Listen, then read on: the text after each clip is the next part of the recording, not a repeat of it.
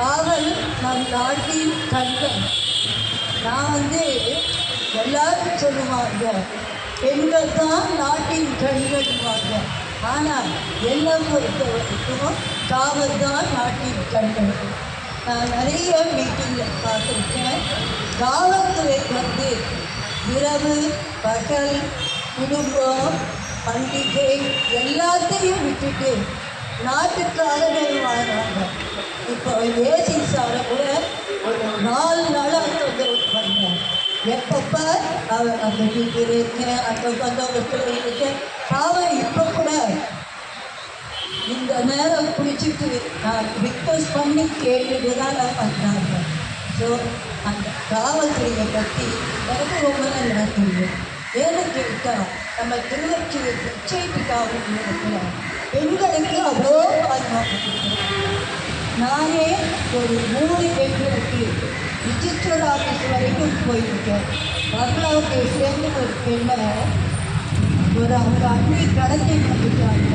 நம்ம Thiruvottiyur police station தான் அவங்களுக்கு பாதுகாப்பு கொடுத்து என்னை ஹிந்தியில் டிரான்ஸ்லேஷன் பண்ண சொல்லி அந்த பெண்ணை மேஜிஸ்ட்ரேட்டுக்கு கூட்டிட்டு அவங்கள ஒரு காப்பகத்தில் கொண்டு விட்டு இப்போவும் அந்த பெண்ணு இங்கே தான் இருக்காங்க. ஸோ காவல்துறை பெண்களுக்கு நிறைய செய்வாங்க. பெண்களில் குற்றம் செய்கிறவங்க கூட திருத்தத்துக்கு ஒரு வழி பண்ணுறாங்க. நான் குரல் ஜெயிலில் போய் கூட அந்த கைதிகளுக்கு இந்த கதை சொல்லியிருக்கேன். ஏன்னு கேட்டால் அந்த ஜெயிலில் இருக்கிற கைதியாகவே இருக்கக்கூடாது, திருந்தி மனிதனாக மாறவில்லை. அங்கே போய் எல்லாரும் கேட்டாங்க, குரல் ஜெயிலுக்கு போயிருந்தோம் என்ன அவங்களும் நம்மள மாதிரி மனிதன், நேரம் காலம் அவங்க தவறு பண்ணுறாங்க. அதை திருந்ததுக்கு நாம தான் அவங்களுக்கு ஒரு கைடாக இருக்கணும். காவல்துறை எப்பவுமே எல்லாரையும் அடிக்கிறது நினைக்கிறாங்க. நான் கூட இருந்து பார்த்துருக்கேன்.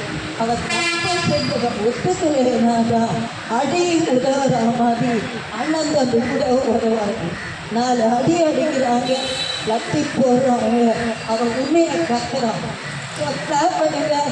அந்த காவல்துறை அடிக்கணும்னு சொல்லக்கூடாது, அந்த லத்தி அடிக்கு பயந்துட்டு உண்மையை சொல்கிறாங்க. இன்னும் சொல்லப்போனால் நான் ஃபோன் பண்ணுறேன் பொண்ணு டாக்டர் சொல்லுறதுக்கு. அப்போ அவர் என்ன பகல்லேருந்து ராத்திரி வரைக்கும் ஒரு சிறுமி காணாமலுக்கு ஒவ்வொரு பத்தாக மாறி இப்போ வராங்க. ராத்திரி 11:30 மணிக்கு ஃபோன் பண்ணுறேன்.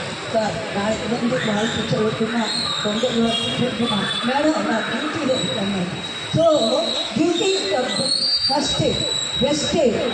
ஸோ அந்த காவல்துறைக்கு நான் ஒரு சல்யூட் அடிக்கிறேன்.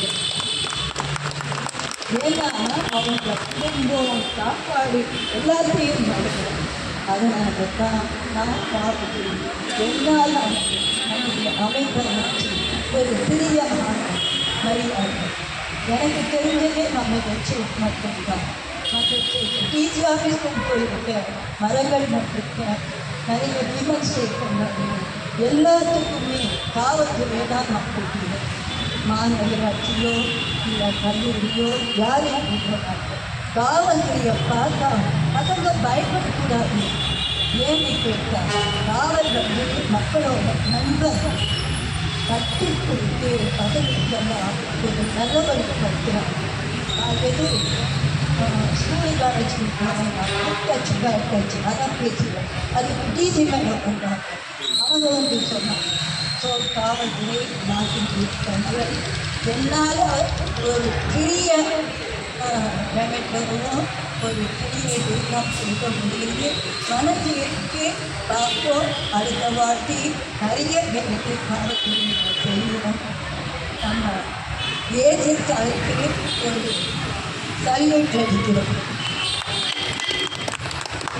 அந்த குழந்தைங்க பண்ணிக்கிறாங்க, இவங்களும் செய்கிறாங்க. ஆனால் கல்வியாக எல்லாருக்கும் அவருக்கு